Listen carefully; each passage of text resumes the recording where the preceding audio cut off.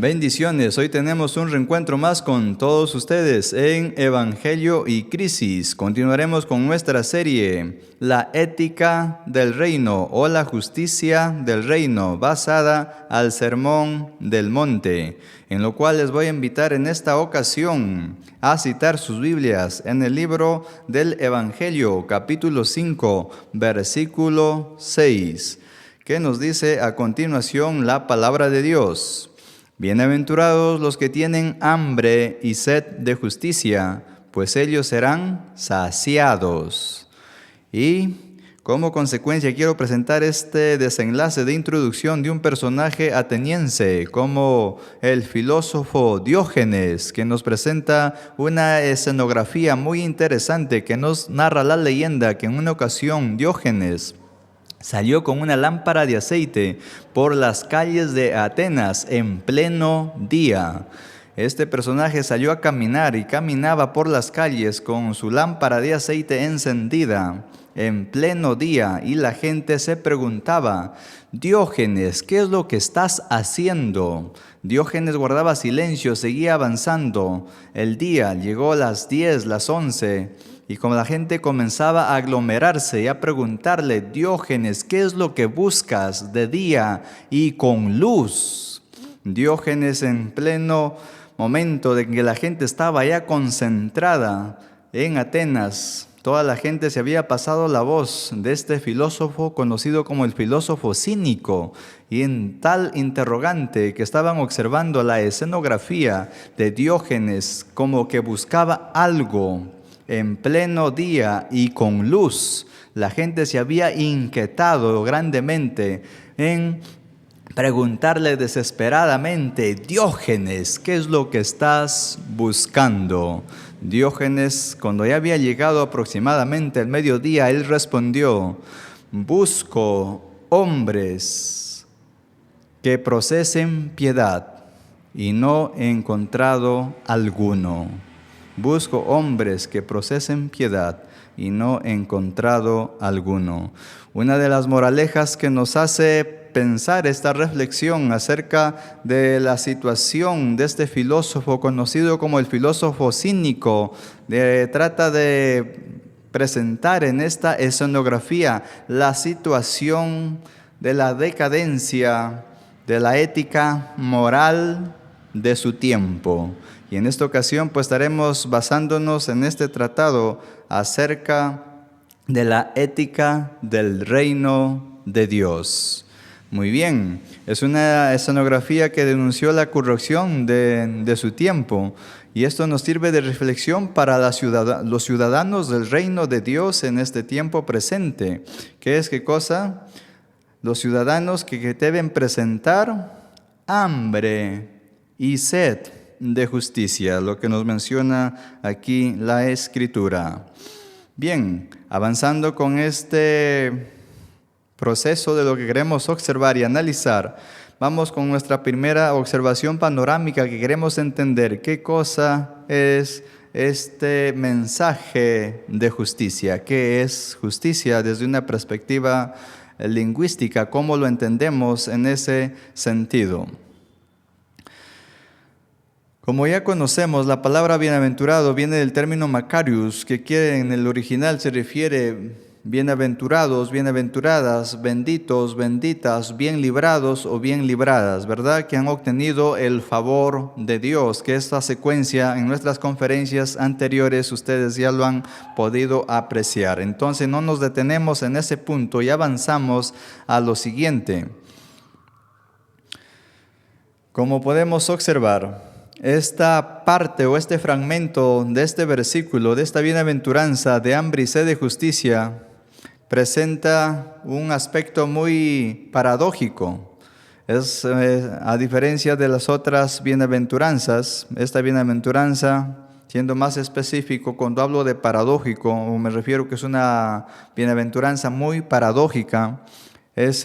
Paradójico es el adjetivo que describe algo que contiene o hace uso de una paradoja, que se refiere a una situación o idea o expresión que parece absurdo o contrario a la lógica. claro, a la lógica tradicional o al sentido común, pero que en el fondo resulta válida o veraz. ¿Me dejo entender en ese aspecto? Bien. Esta cuarta bienaventuranza es una de las más controvertidas y polémicas que podemos encontrar en esta ocasión. Particularmente es la primera vez que en el Sermón del Monte se usa el sustantivo abstracto de justicia.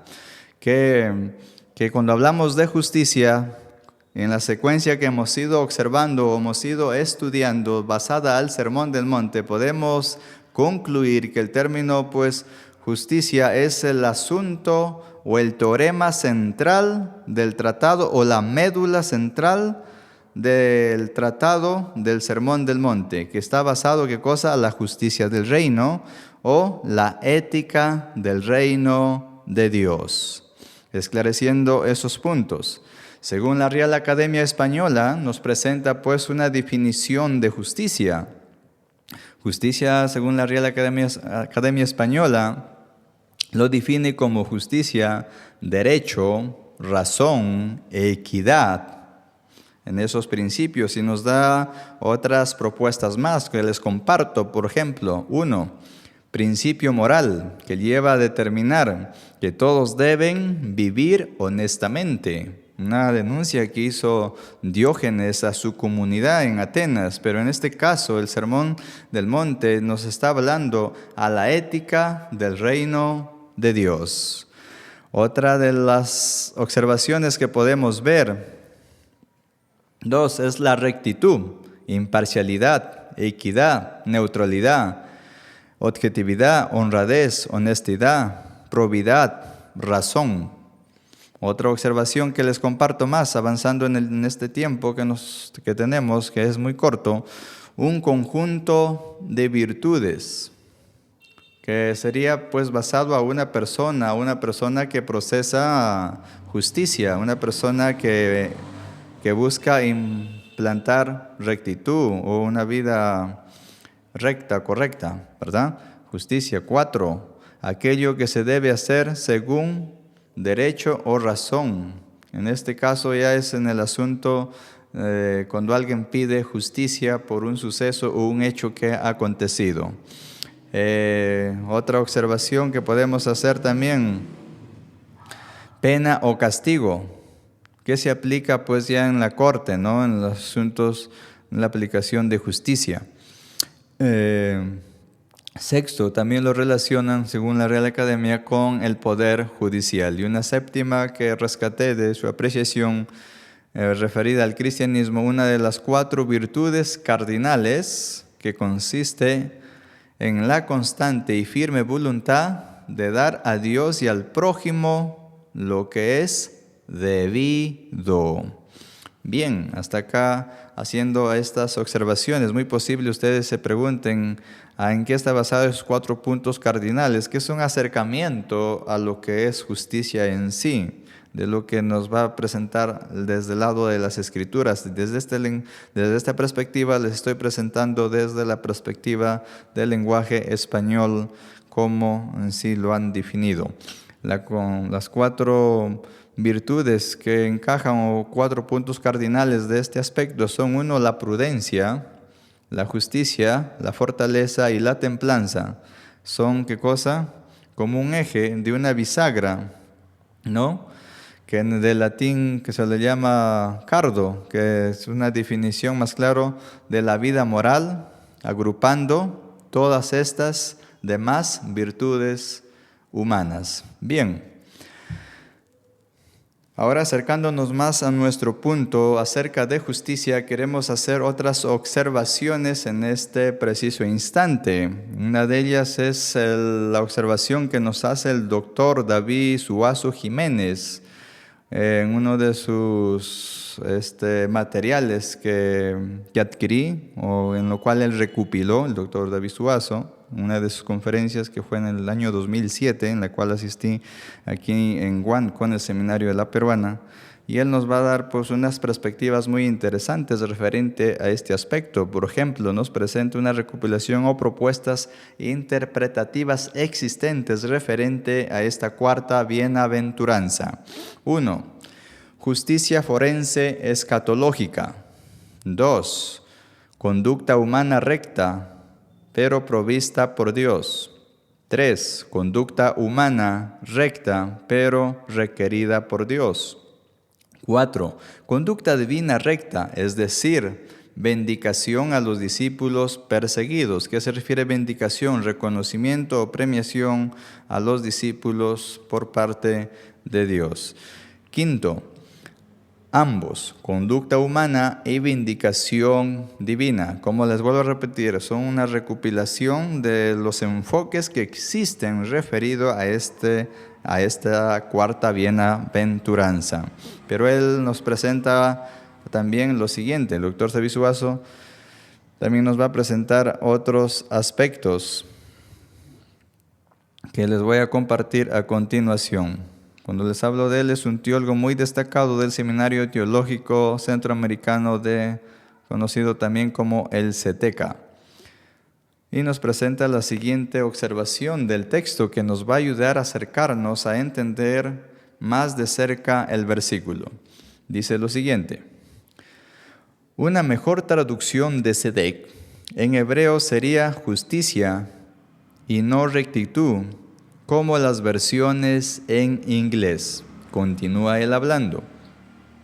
Esto no se trata de una simple técnica de traducción, sino todo un concepto teológico, una cosmovisión desde la cual se interpreta la Biblia. Si optamos por las posturas que identifica justicia de Mateo capítulo 5, versículo 6, como la conducta delante de Dios, estaríamos inclinándonos por hacer equivalente justicia con rectitud. El problema de esta postura es que limita la conducta al plano individual. La justicia sería nada más que un estado de moralidad individual. Al mismo tiempo, agrega este detalle muy interesante.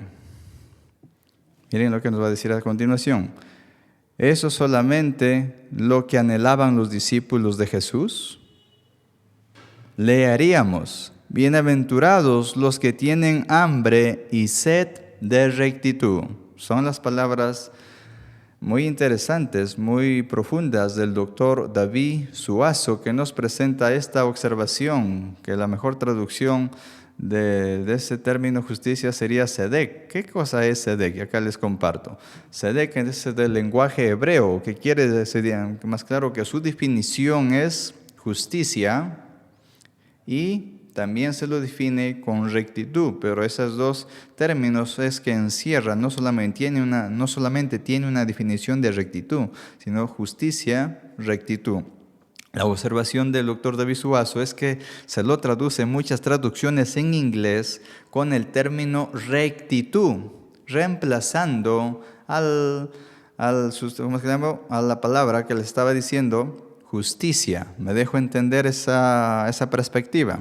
A continuación, en el lenguaje griego, también el término se lo define como dikaiosune, que su definición es justicia, bien, justificación, equidad, carácter o acto. Me dejo entender. Entonces podemos enriquecer y ver desde un acercamiento más acercado al texto en que en sí encierra la perspectiva de la ética en que lo está plasmando Mateo en su Evangelio, las palabras presentadas por nuestro Señor Jesucristo como la ética del reino de Dios.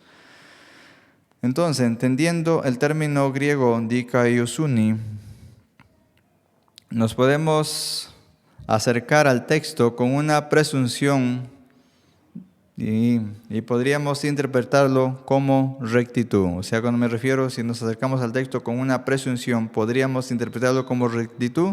Sí, lo podríamos interpretar como rectitud, pero teniendo presente que muchas de las traducciones, al llevar desde este ángulo, desde esta perspectiva, esa traducción, estaríamos en cierta manera quitando la plenitud y esencia total de lo que en sí el texto quiso decir. ¿En qué sentido? Que no estaríamos, cuando si aplicamos como se traduce, como rectitud, sería limitar al texto solo como a un estado de que representa la ética moral. Y eso sería mutilar al texto, quitar su esencia, su belleza, el mensaje guardado que contiene el texto en sí mismo en la Biblia. Bien, continuando con estas observaciones, si interpretamos en la dirección de esta postura, como rectitud podríamos concluir justicia como un estado de moralidad individual en cada persona o individuo. Siendo más específico, al hecho de la conducta humana, como un asunto de moralidad. Bien, cuando me refiero al aspecto moral, me refiero a un conjunto de reglas o valores o principios revelados por Dios para orientar al comportamiento humano a hacer el bien. Pero para no quedarnos con todas estas inquietudes, que en sí han sido acercamientos que hemos tratado de precisar, como hizo el doctor David Suazo, que el término más exacto hubiera sido, que de las traducciones en inglés, que se traduzca como el término de justicia, ¿no? Y también pues no como rectitud. Entonces queremos hacer otras observaciones que nos presenta uno de los personajes muy brillantes que nos regaló la historia, al pastor John Stott, de línea anglicana, y nos va a presentar 3 aspectos de justicia según la Biblia o basados en la Biblia, en este caso, en el Sermón del Monte, de lo cual estamos observando este versículo en esta ocasión. John Stott nos presenta 3 aspectos de justicia según la Biblia. 1. Legal, la justicia legal. Cortes, tribunales, jueces, administración de justicia en los sistemas judiciales. Moral, rectitud, conducta correctiva individual, apego a las normas de Dios.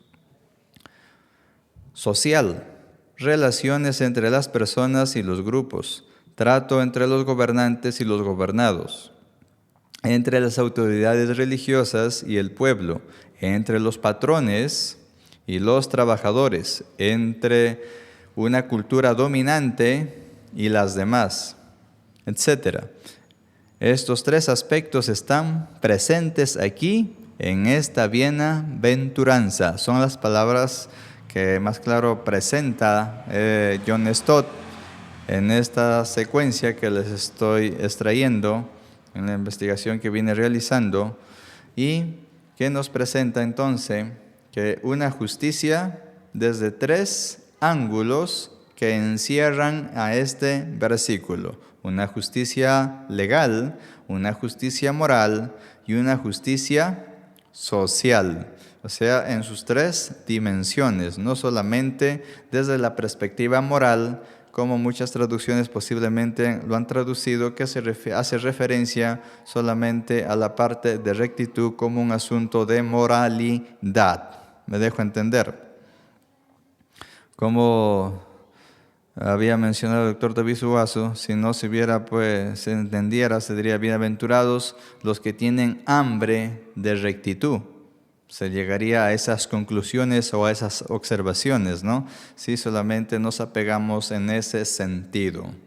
Bien, tenemos ahora un panorama más claro con respecto al Sermón del Monte, a la ética del reino, que contienen estos principios pues de justicia en una sola estructura, todos unidos, y no solo como un principio de moralidad individual.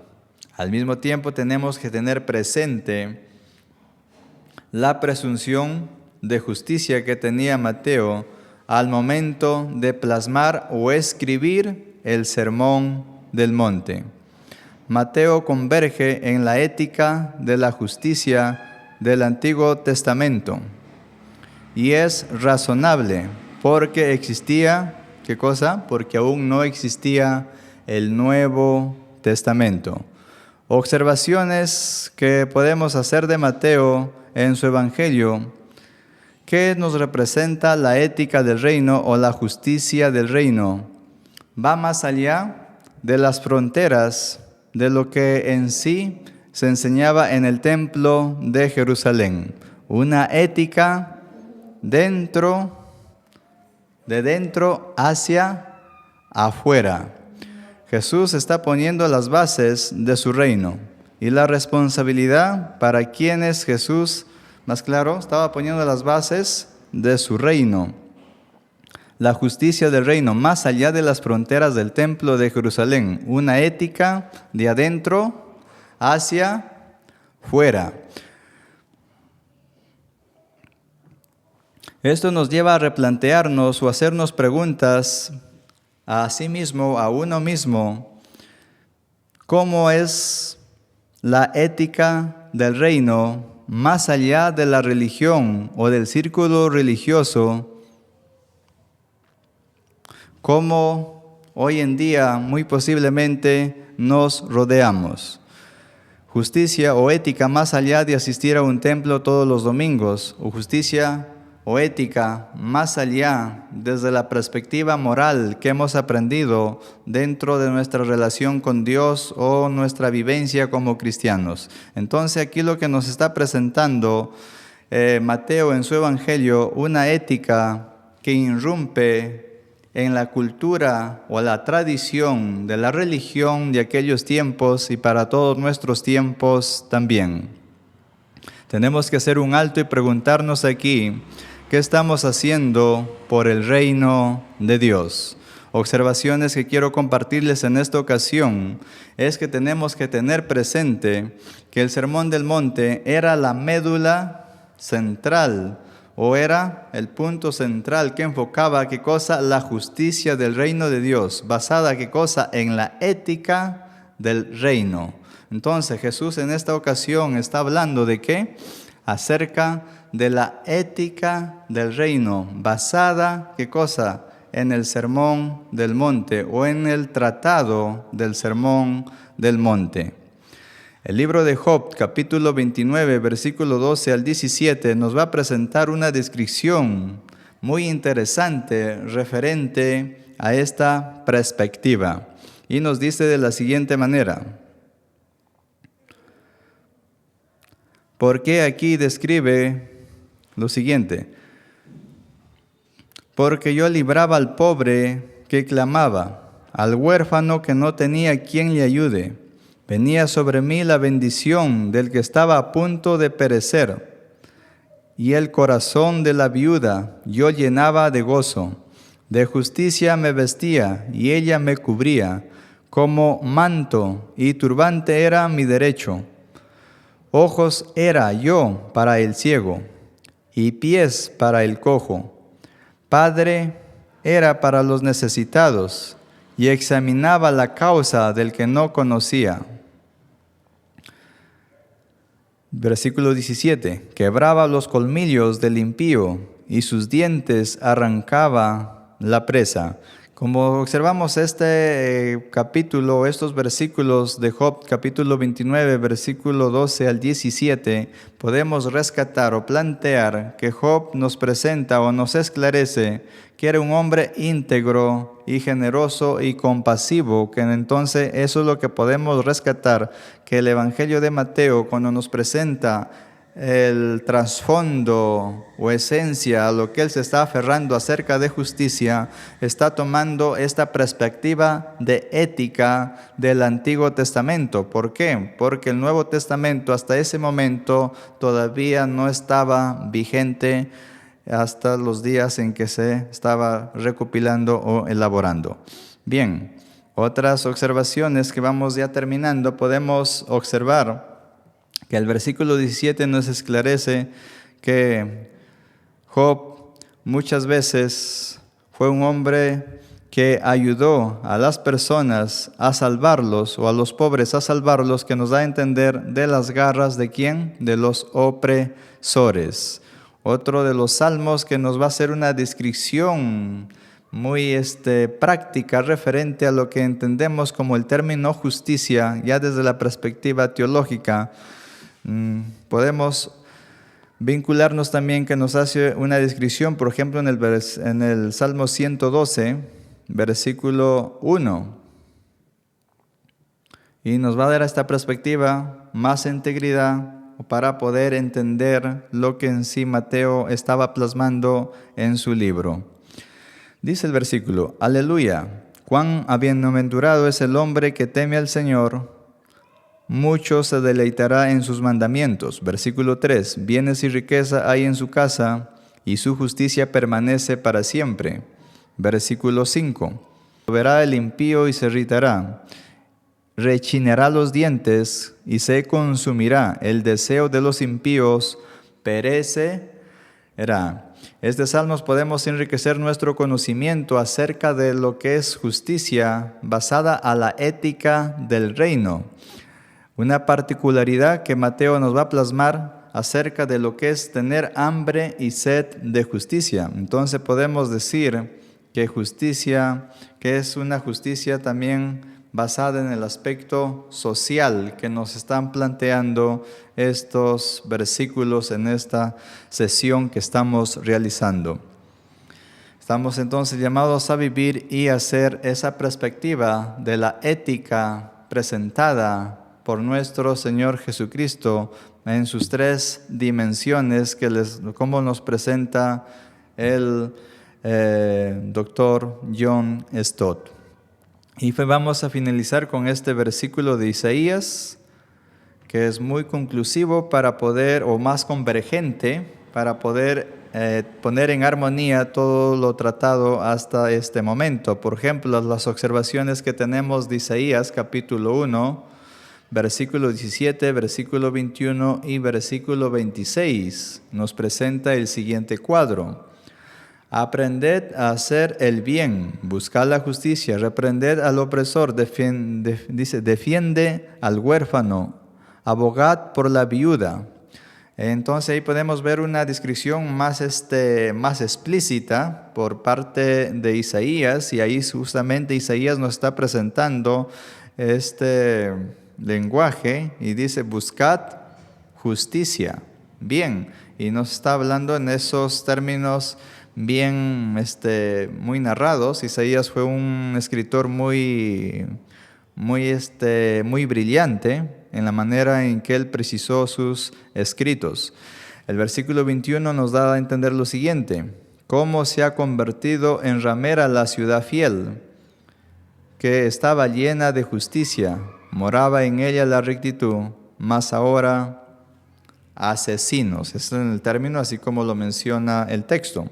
El versículo 26, entonces restaurarás sus jueces como al principio, y tus consejeros como al comienzo, después de lo cual será llamada ciudad de justicia, ciudad fiel. Conclusiones que podemos llegar en este momento acerca de la ética del reino basado a esta cuarta bienaventuranza, acerca de tener hambre y sed de justicia. Ahora entendiendo desde los diferentes ángulos qué es justicia, podemos concluir que el Sermón del Monte podemos entender que está dirigido en primera instancia a los apóstoles y discípulos de Jesús. Obviamente a toda la iglesia en general en estos 2000 años de historia. Nos presenta ¿qué cosa? El carácter y esencia que debe reflejar y practicar los creyentes en Cristo. Una justicia legal, una justicia moral y una justicia social, en lo cual podríamos decir que este aspecto donde más resalta la ética del Sermón del Monte es en este tercer aspecto, una ética social, sin invalidar que las dos primeras también están inmiscuidas en este término que se usa aquí, justicia, hambre y sed de justicia, en el lenguaje que es presentado por el escritor del Evangelio o por el apóstol Mateo. Muy bien, hasta aquí les he acompañado con este tratado de hoy. Que la gracia del Señor Jesucristo sea con cada uno de ustedes. Nos vemos en un próximo reencuentro en el tratado de la ética del Sermón del Monte.